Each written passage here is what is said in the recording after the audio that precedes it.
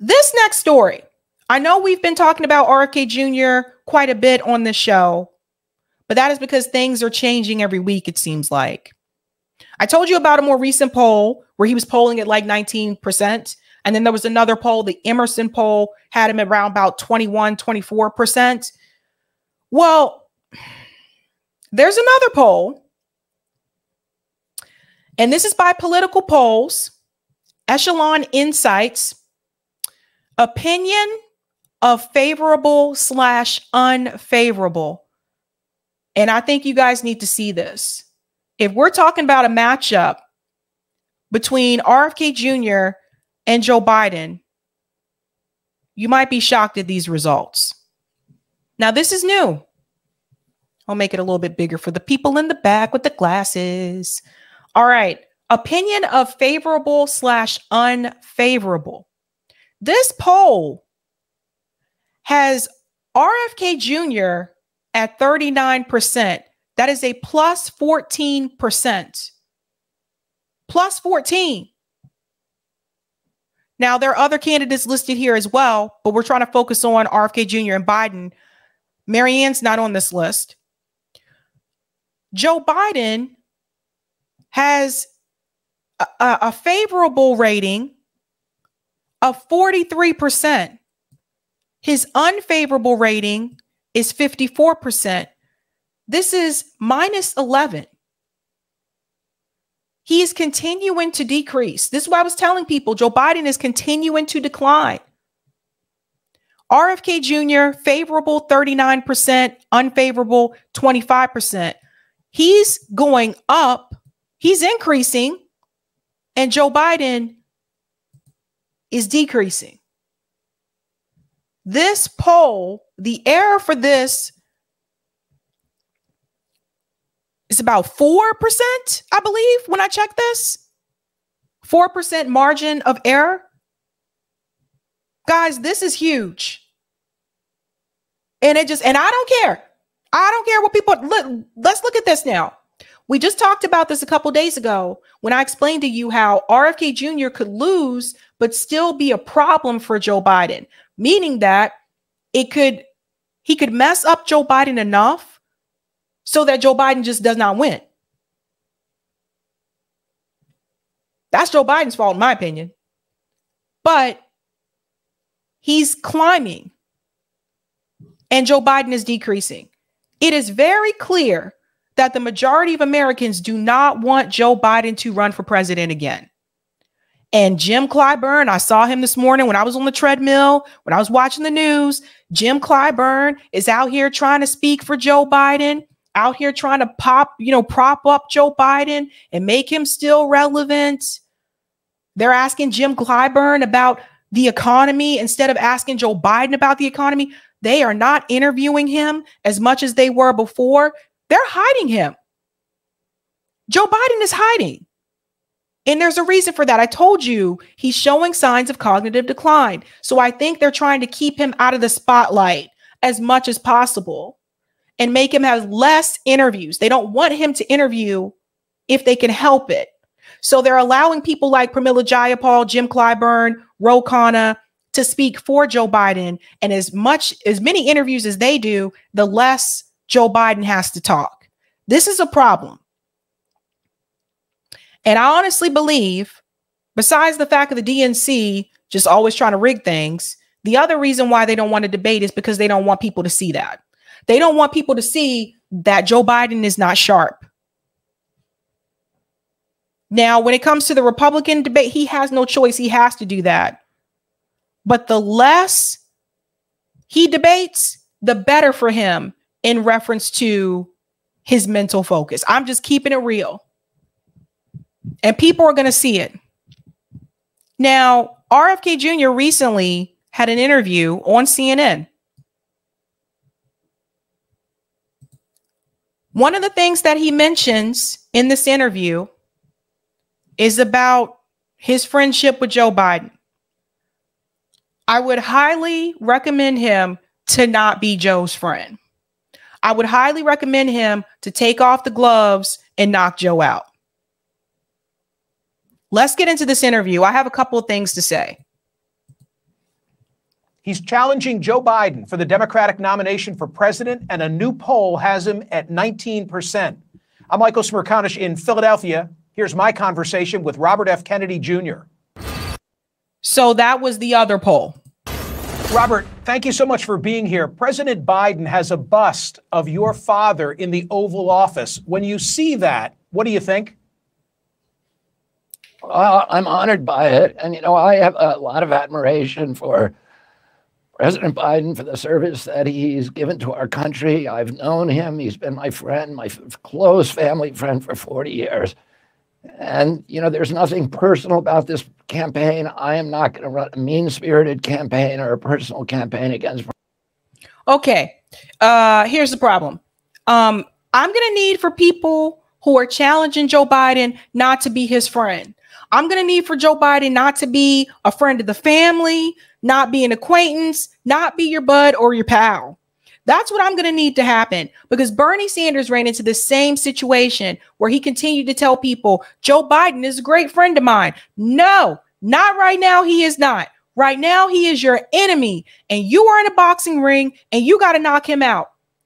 It just is what it is at this point. That's the reality of the situation. And you don't have to attack him personally. You don't have to make the personal attacks. You attacked him on policy and you still knock him out. But let's be clear here. If you are telling people that Joe Biden is your friend, what that says to them is that when you lose, because the DNC is not going to let you get the nomination, when you lose, you're going to tell your supporters to turn around and support Joe Biden so that we don't get Donald Trump. And that is a problem. You cannot do what Bernie Sanders did twice in a row. The American people, especially those of us that came from the Bernie camp, we would be very distraught. And this is why I say, because the DNC is already they're going to cheat him. Okay. They're already telling you, you can't debate against this guy, right? This is why I said he needs to be running as an independent. This is exactly why. Let's go on. There's more. President Biden, he and I just differ really dramatically on issues like the war, like censorship, like the control of Wall Street and the big corporations of our federal government, and the pharmaceutical companies, and also the use of fear as a governing tool. And I think our country's headed in a bad direction, and that's why I'm running, but not because I lack of personal affection for President Biden. The country is heading in a bad direction. And notice all the things that he mentioned there. You'll realize that him and Joe Biden they actually seem to disagree on quite a bit. Is he too old to have a second term? I don't think age should be a metric for us limiting presidential power. I mean, Bernie Sanders is 81, and, you know, a lot of people would support him. So I think it really, you know, the only question that we have when you get to a certain age is, do you have the mental acuity? And I am not going to judge President Biden's mental acuity. I'll leave that to other people. Okay, I'll be that other person. Yeah, Joe Biden meant there is cognitive decline. He should not run for president again in 2024. I have no problem saying that. See, this is the thing about when you're their friend. This is why you can't be friends with them. I've explained this multiple times, because if it's your friend, you're going to be less likely to just shoot it straight. Just shoot it straight at them and just say, look, yeah, don't do this again. You are experiencing cognitive decline. You didn't know who the prime minister was. He was standing right in front of you and you went to go shake someone else's hand. It's obvious to the American people. Don't do this, Joe. Sit this one out and let someone else, you know, drive this bus. Because he's not driving the bus right now. I told you, I don't believe Joe Biden is in charge right now. I really don't. Really don't. I've just seen a poll that says you're at 19% among Democrats in a race against President Biden. At what point do you think he's obligated to debate you? I'm mindful of the fact that if it were a general election, the Commission on Presidential Debates has a threshold of 15%. I mean, I think there should be debates. I think, particularly, Michael, at this time in history, there's so many Americans who are worried about election integrity, who have lost faith in election integrity and feel like the whole system, including the election system, is rigged against them. I mean, there was riots by people on Capitol Hill because of that, that driving conviction. So I think the political parties, both parties, ought to be doing everything that they can. You see? Because that is the thing. If people don't see these debates, people are going to be like, oh, God, like, what is the point of this system? This is really unfair. Right? And although I don't agree with this strategy, I don't agree with people running in these parties. I really don't. But does that mean that they shouldn't have the opportunity to debate? No, everybody should be able to debate. But again, this is the system that you're going into.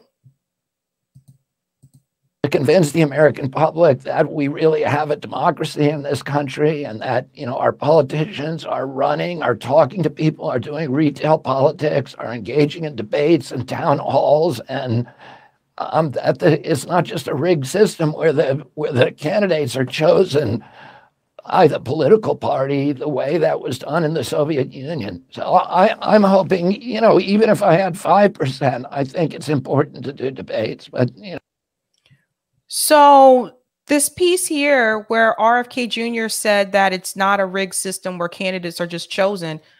No, it is. They argued this. The DNC argued this in court. This is something I'd be interested to see if he's familiar with the DNC fraud lawsuit, because this is exactly what they argued, that they could pick the candidates, that they had every right to rig it against Bernie Sanders when he ran against Hillary Clinton. So again, I think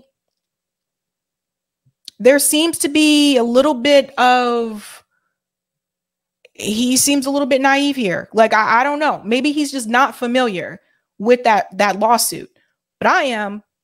And for him to even ask that question, at what point do you think he should have to debate you? From the moment you announce your candidacy, son. Like, what kind of question is that? They kill me with this. Well, technically 15%, he's at 19%. Should he have to debate you? And from the moment you announce that you are a candidate, if you're running in the same party, you are primary challenging him, you should have a debate with him. Period.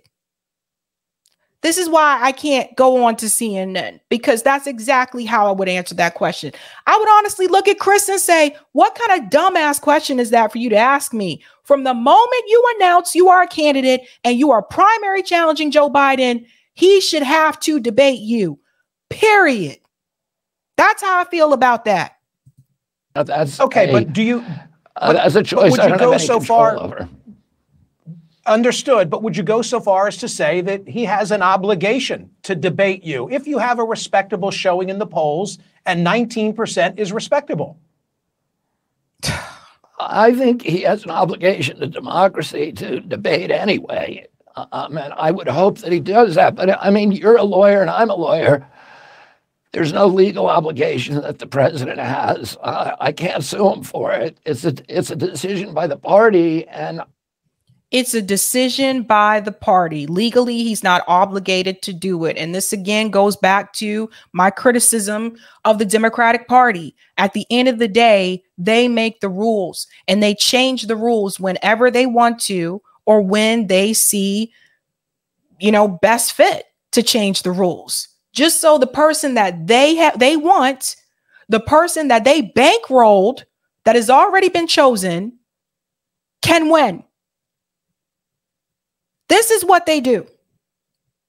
So what RFK Jr. just told you? He just told you that the party makes that decision. This is another problem with political parties. I would hope that the party would put democracy, would treasure and value our democracy, and it would at least, I think a lot of people are feeling like, the shroud has been lifted off of democracy now, and that, it's all kind of fake and it was all rigged. And I think we need to be doing everything that we can to persuade Americans that democracy in this country is real. I don't think. Also, what's up? Why is Chris? Notice, look at the look on his face. Look at his eyes. He's staring very like he's like this.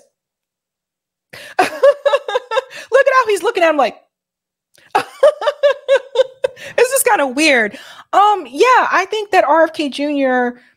still believes that the Democratic Party can change, that it can go back to the days of when his father and his uncle were a part of the Democratic Party. And I don't think he realized just how corrupt and how corporate this party has become. You cannot be naive going into this race. You cannot be naive about this situation. You have to know that you are literally walking into shark-infested waters. You can't be nice. You can't. Because let me tell you, the DNC is not going to be nice to him. And neither is Joe Biden. I watched your announcement speech from Boston, all 2 hours of it, at about the 48 or 49 minute mark. At about the 48 or 49 minute mark, you said, "This is what happens when you censor somebody for 18 years.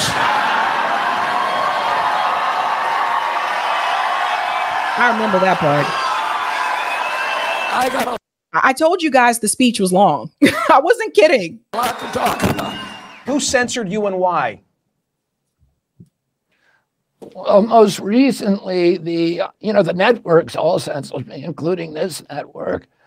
But most recently, and I think most offensively, the White House was asking the social media sites to censor me. There were also attorney generals, I think 18 or 13 Democratic attorney generals who contacted the social media sites and asked them specifically to censor me. But, we now have, because of the Twitter files and because of these email dumps, we now have clear evidence that there were White House personnel who were ordering the social media companies to censor me, and it had nothing to do with misinformation.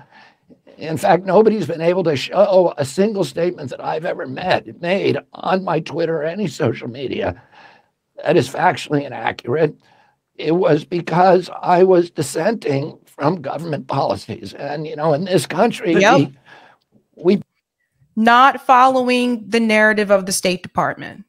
And they'll call you everything. You can be a solid Democrat and they'll say that you're a secret right wing. They'll call you a Putin puppet. I've seen this happen to so many people.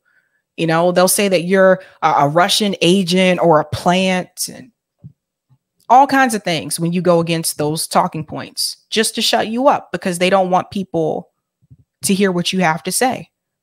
They don't want us to think for ourselves. You guys have to understand, they really do not want us to think for ourselves. They want to tell us what we should think. And that is one thing that was really evident through the Twitter files. They don't want us to think, people. They want us to be robots, to be machines, and just to follow what they say. That's really what they want to happen. That's our government. Along with mainstream media, they work hand in hand. Built this country so that to allow our citizens to complain about our public officials. And that's Robert, to me, a clear violation of the First Amendment. So let's go there. The New York. So he is against he's against censorship. That's a big one. That's why some people like him. This next part I can't play because they talk about, wait, did they show it there? They talk about the Holocaust and YouTube is funny about that. So let me go to this piece here. We can continue this, but I need to get to this. This week, a COVID crisis group released a big report. It cited our collective national incompetence. I'm sure you're familiar with it. I worry about our scientific preparedness for the next COVID, whatever it might look like. I also worry, though, about a diminished faith in institutions. In your case, you're so suspect, disbelieving of the FDA, the CDC.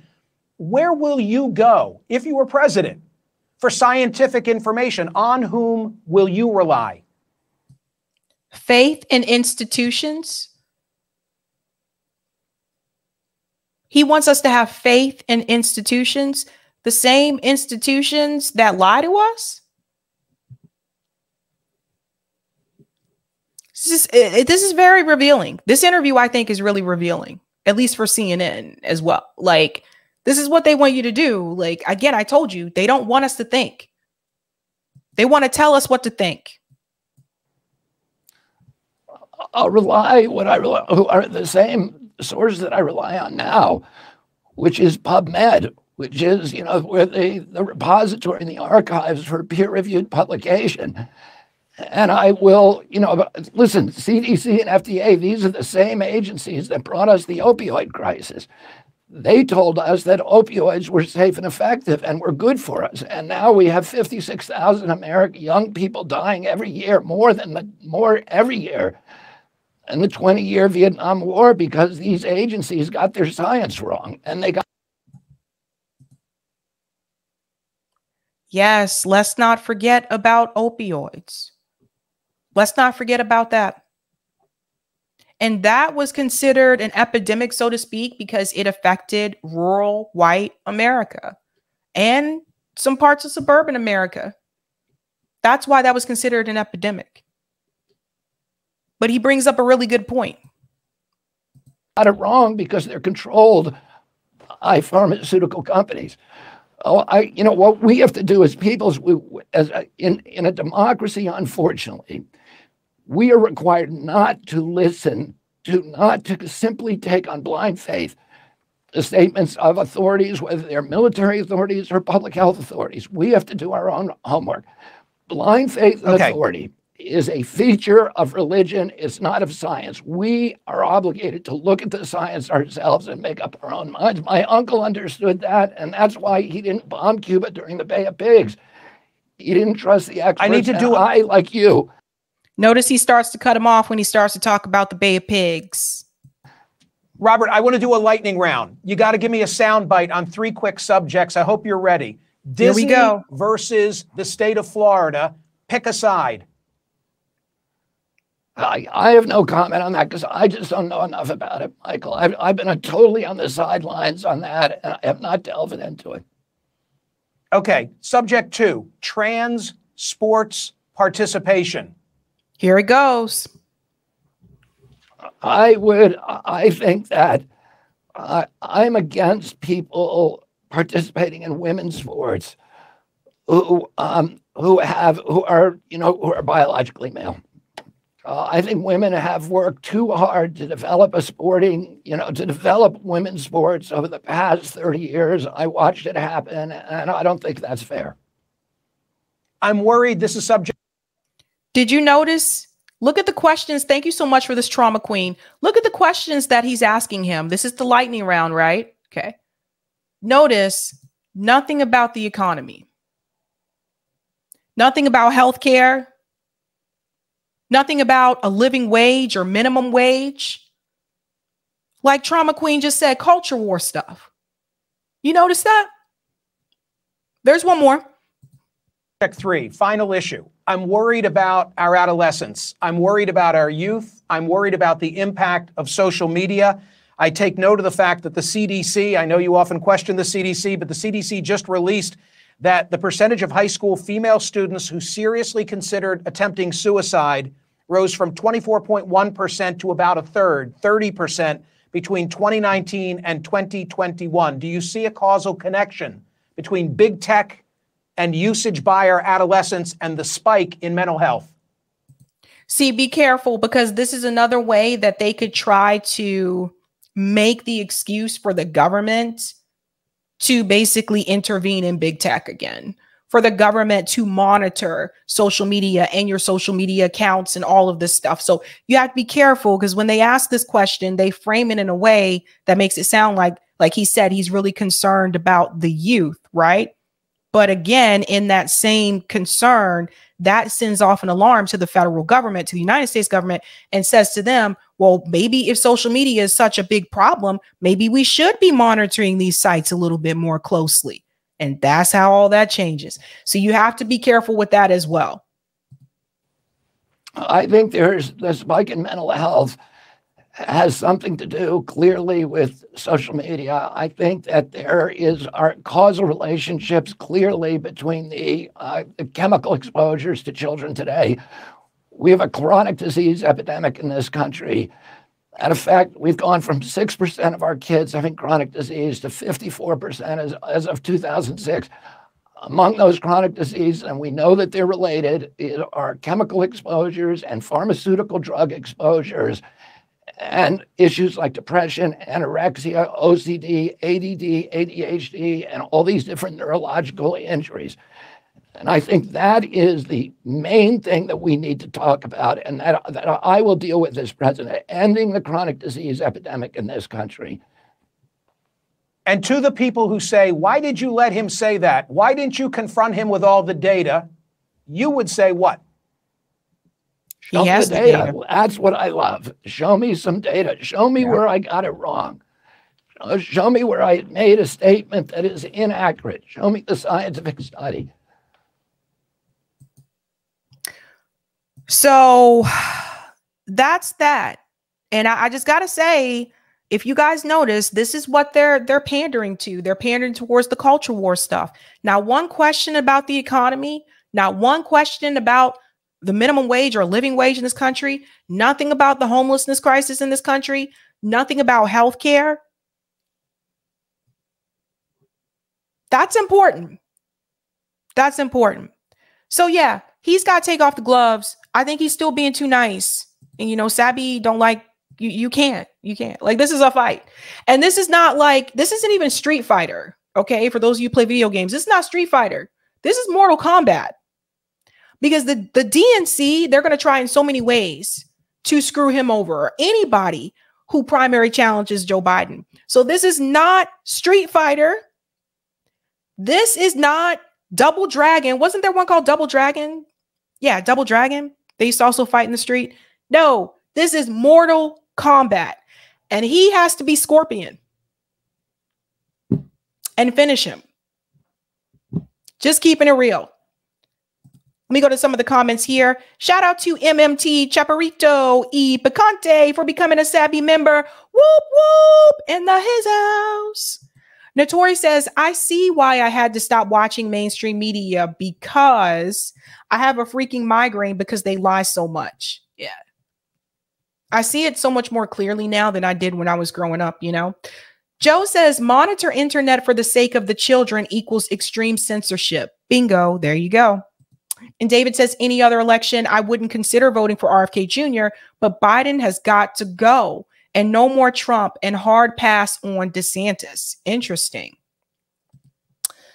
Well, I'll take that comment on Rockfin, and then we're going to get into this story about Joe Biden, which is pretty interesting.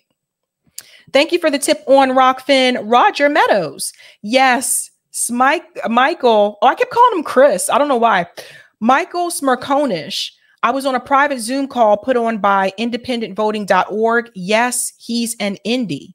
He's independent. I didn't know that. The model indie who's scared of too much change in either direction, meaning he's eating good off the system as is. The NIMBY suburbanite. This is why both nominees tack to the middle in the general, and why I'm trying to get voters left of the Democratic Party and Black peeps 18 to 49 to regular indie, outnumber and out loud the moderate indie. Thank you. Boop boop. They're playing Mortal Kombat and RFK is playing Mario Kart.